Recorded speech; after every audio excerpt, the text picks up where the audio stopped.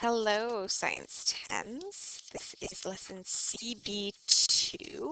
It's called Chemical Reactions and Solubility Notes in your notes package, so make sure you have that ready to go. Also, make sure you have your periodic table nearby. We'll need that for the solubility stuff. So, on this page, whoa, I need my pen back. On this page, one little thing that I kind of just wanted to add, just because it's going to come up a lot, is we're starting to talk about chemical reactions here. So what a reaction is it's taking what we're going to call reactants, which is a fancy word or a fancy way to say what goes in, and it's converting it into what we're going to call products. And so that's what comes out of the reaction. So we'll see in this unit and in this portion a lot, we're going to have this arrow drawn. So don't write the word or don't write the symbol equals at any point. Draw an arrow to indicate that this is a reaction. So we'll call it reaction arrows.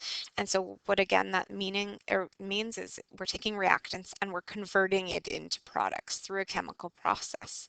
So we'll be looking at different types of chemical processes and different types of reactions that can occur.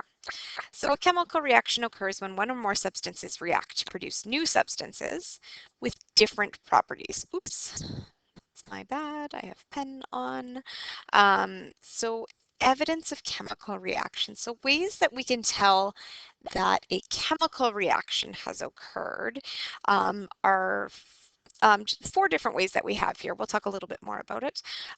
So we can see color change, an odor change, so a smell that shows up that wasn't there before, a state change, or an energy change. So I'm going to actually probably type this because again, it's hard for me to write in little boxes. So CB2, here it is. So a color change, what that represents. So the products, let me make it bigger just in case you can't quite see. That's not much bigger. Let's go 130. So the products may have a different color than the reactants.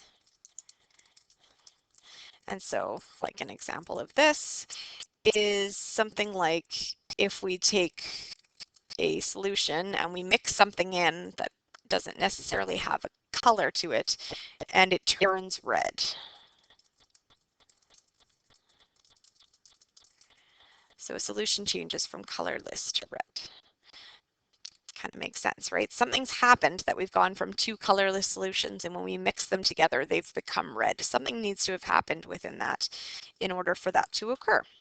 So the next one is an odor change. So the products may have a different odor than the reactants. So mixing two things that have no smell and suddenly there's a smell, or mixing something that has an odor and then it has a different odor after, can be evidence of a chemical change. So an example is if we react sulfur with oxygen gas, it produces sulfur dioxide.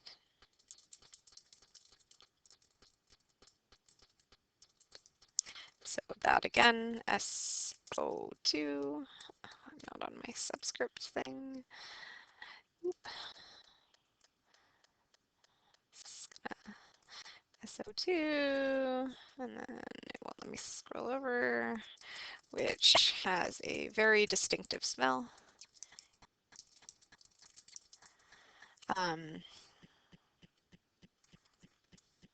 State change. So this one's a little bit kind of hairy to think about because if I take water and I put it into my freezer and leave it there, it'll change state, right? We've gone from water and now it's ice, so solid water. But that's not actually a chemical reaction. So a big thing with these is they're definitely not reversible without the input of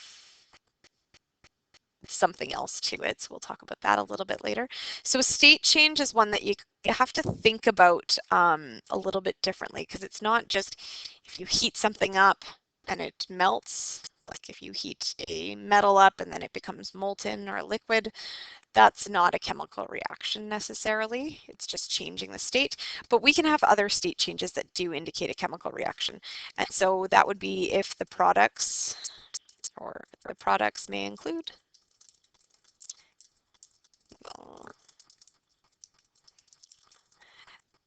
in a state that is different from the state of the reactants. Ooh. So an example for this, just to make it a little bit more clear, is if you mix two things together. So if we have two solutions and we mix it together and bubbles start to form.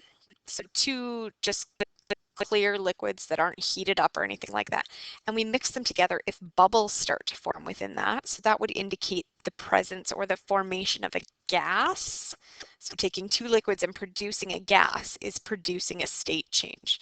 We can also have where we mix two liquids together and some solid flakes or solid particles start to show up within that. That's called a precipitate, and that can indicate a formation, again, of something with a different state. So formation of a gas or a precipitate.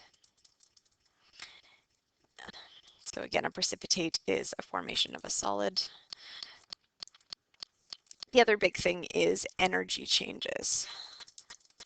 So chemical reactions mostly involve the release or absorption of energy in the form of heat. But we can also have heat being released or taken in other forms as well. So also may be in the form of light, be in the form of light, electricity, or sound. So again, something like this is mixing two things together and it produces a lot of heat at that particular point. So mixing two things together and it gets really hot, that's called an exothermic reaction. So exothermic and endothermic reactions.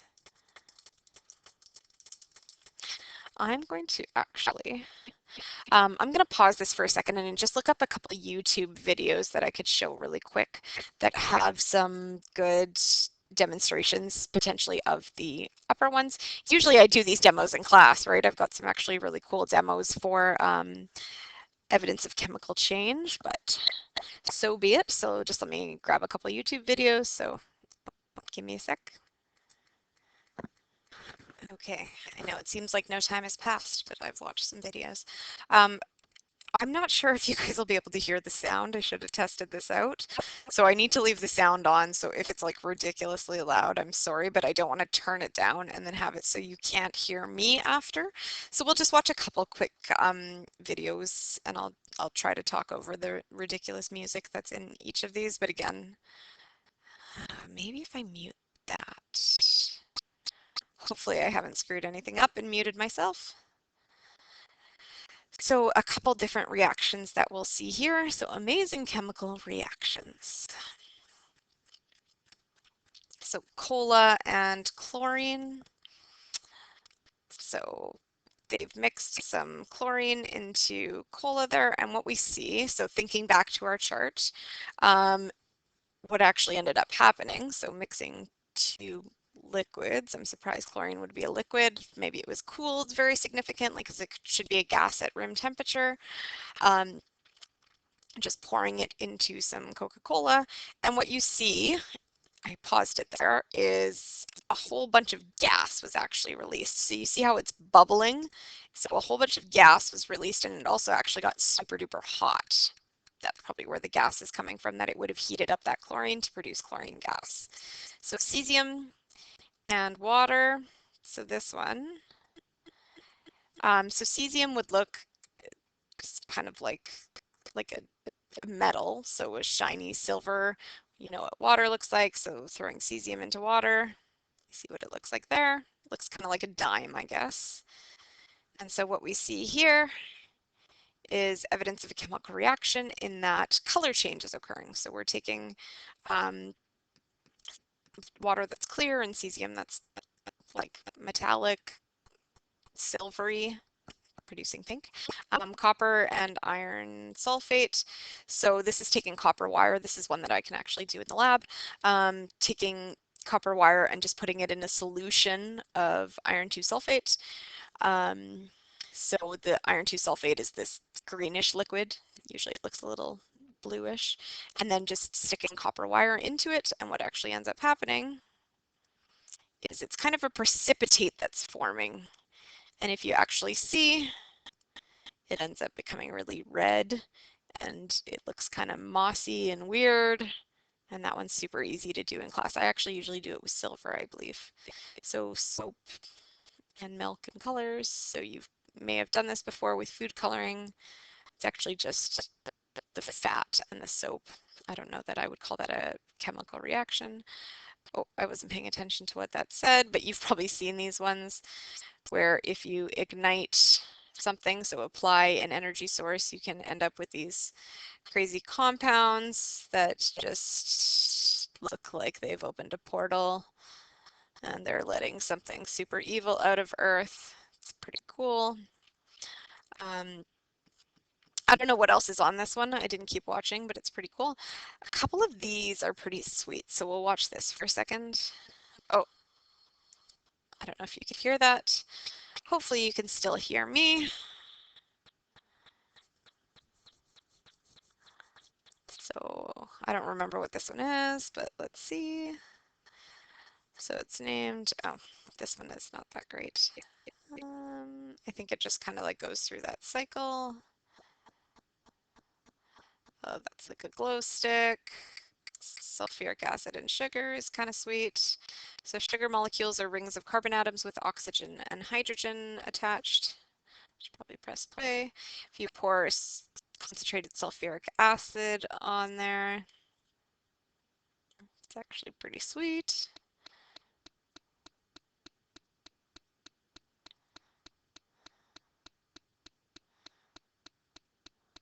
So right now it doesn't really look like anything's happening, right? It's what you would really expect, but now it has turned black.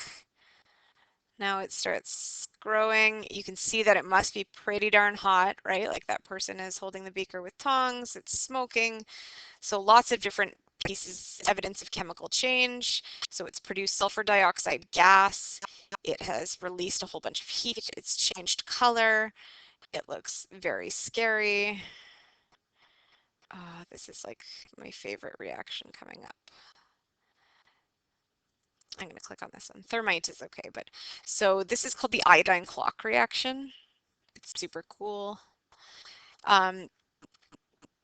So it's about the element iodine.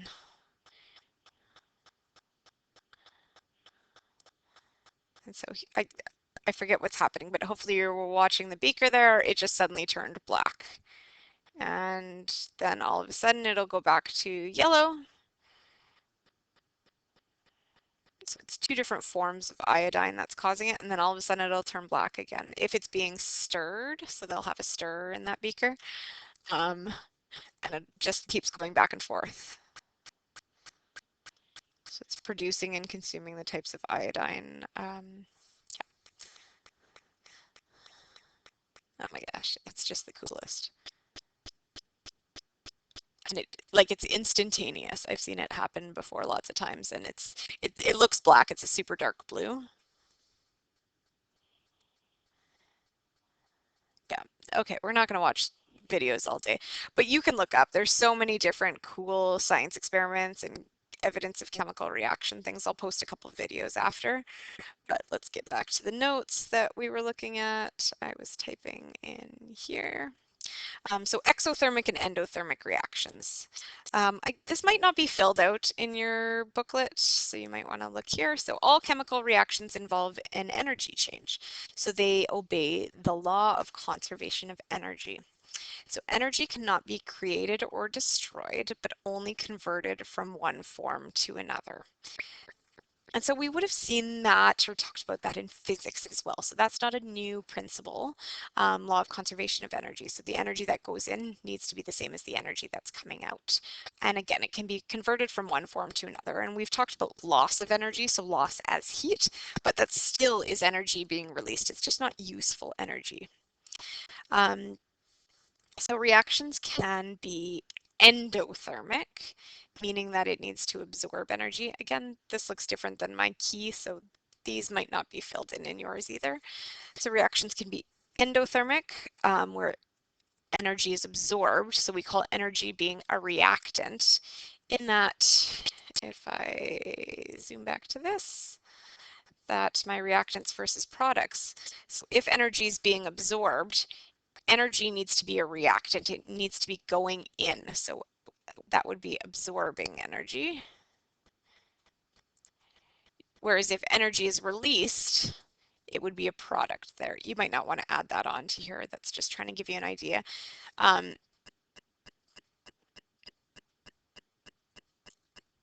So if energy is released, energy is considered to be a product there as well. Oh, I didn't need to flip, it's right here. So reactants plus energy, again, our reaction arrow there, produce products versus exothermics. Reactants are split into products and the release of energy. So breaking bonds is an endothermic process, while forming bonds is an exothermic process. So therefore, endothermic, it is endothermic because more energy is absorbed when breaking bonds than is released when forming new bonds. So if a reaction is endothermic, again, that means more energy is absorbed when breaking bonds than it is released when forming new bonds. Oops, shouldn't have done that. Whereas when an exothermic reaction is occurring, more energy is released when forming new bonds than is absorbed when breaking bonds. So again, if it's endothermic, and we know that breaking bonds is endothermic, so if the overall reaction is endothermic, that means more energy is being absorbed breaking bonds. Whereas if it's exothermic, we know that forming bonds is an exothermic process, so if it's exothermic, more energy is being released when forming new bonds.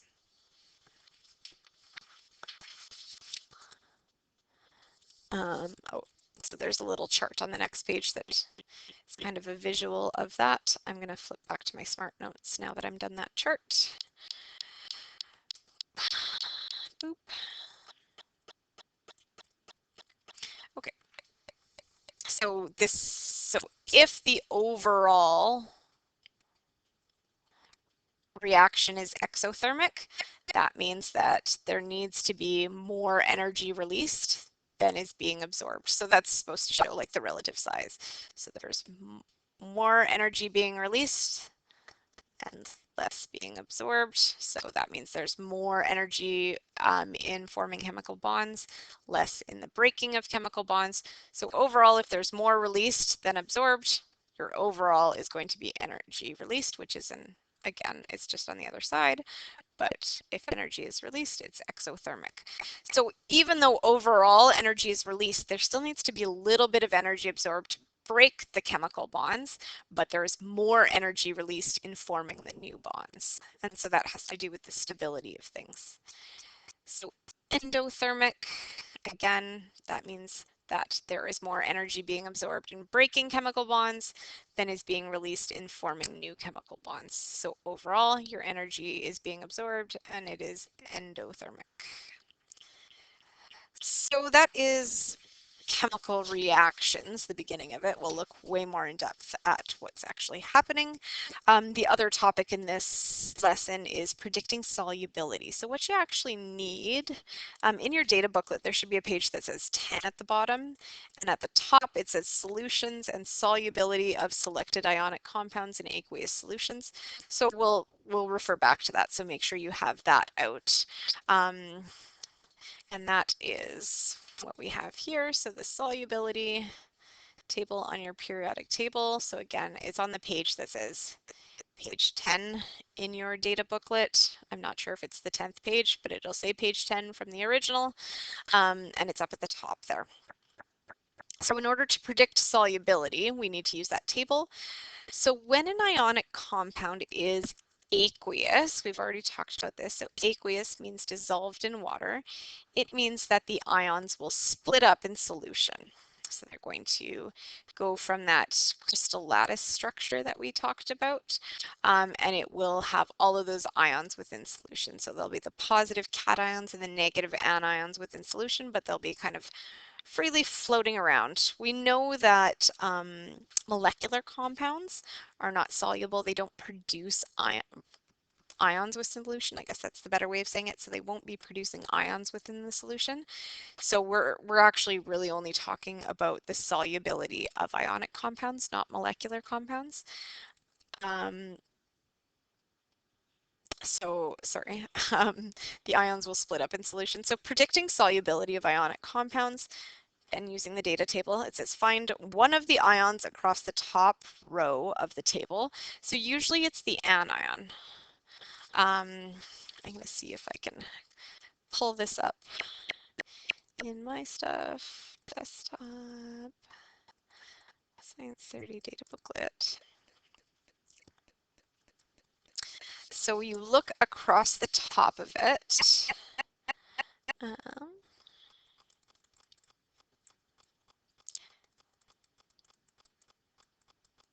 so this should be what you have.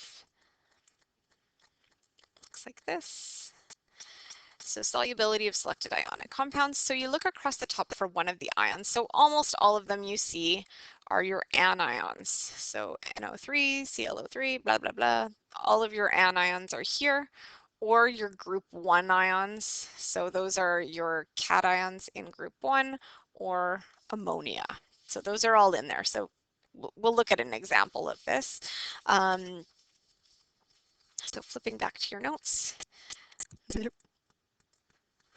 So find one of the ions across the top row of your table, usually the anion. In the column below this ion, find the other ion that's in the compound. So if the second ion is in the top row, it will be soluble and form an aqueous solution. If the second ion is in the bottom row, it will not be soluble and will instead form a precipitate. So we'll form that solid forming in solution. If you cannot find a compound solubility on the chart, assume it's a solid. So if you can't see it there, it will come up. We'll just assume that it forms a solid. So determine the solubility of each of the following. So either is it soluble, so forming an aqueous solution, or will it form a precipitate and form a solid? So I'm going to flip back to that your data booklet. And I'll just have to remember. So mercury 2 chloride. So looking in here, I see I have, oh, this might be easier to screen capture. Sorry, you're seeing all the tricks of the trade. So loud.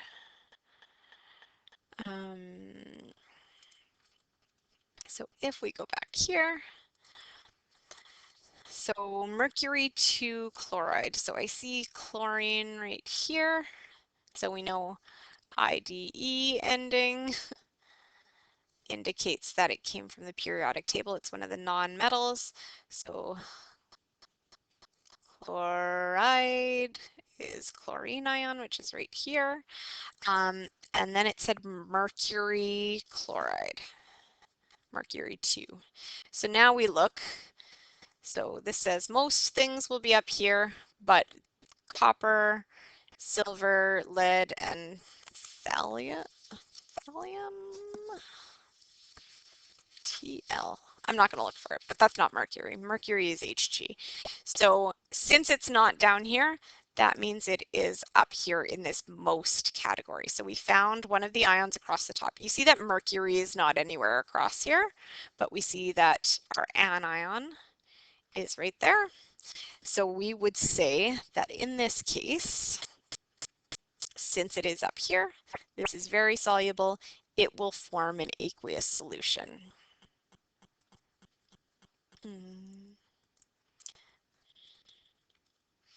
So again, that formed Hg with a 2 plus and Cl with a 1 minus. We found that in the top portion of the table, and then we looked.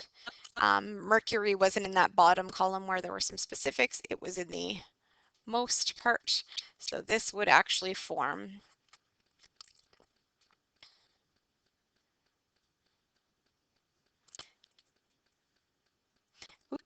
that should be AQ. So that it's soluble and it would form an aqueous solution. So calcium sulfate. So now, so sulfate is this guy. Again, right here. Look for your anion. And then calcium. So we see calcium is down here.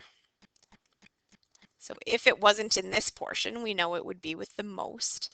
But calcium sulfate is actually, it's slightly soluble. We'll just call it insoluble in that it will form a precipitate.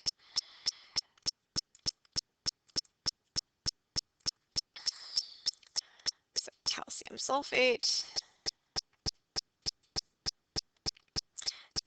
SO4 2 minus. So we found again our anion sulfate. Then we looked and calcium was in that lower column. So this will be CaSO4. And that's actually going to be a solid, right? It was insoluble. So sodium nitrate.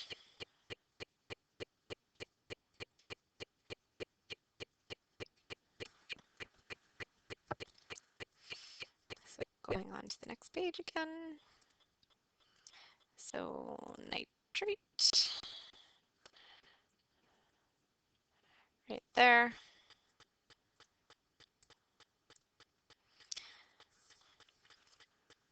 So we see that it is not in here. So we just have those ones in there.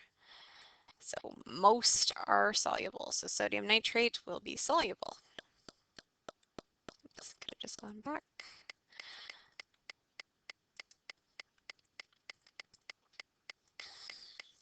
So that will form an aqueous solution.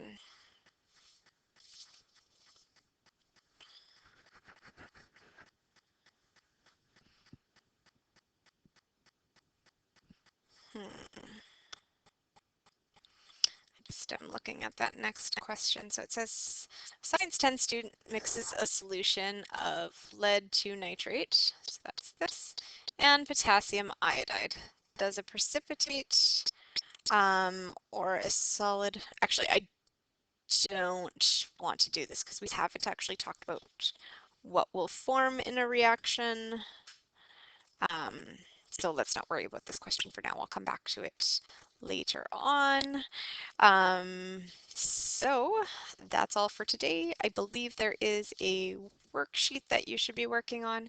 So get that done and send it to me ASAP. Thanks, guys.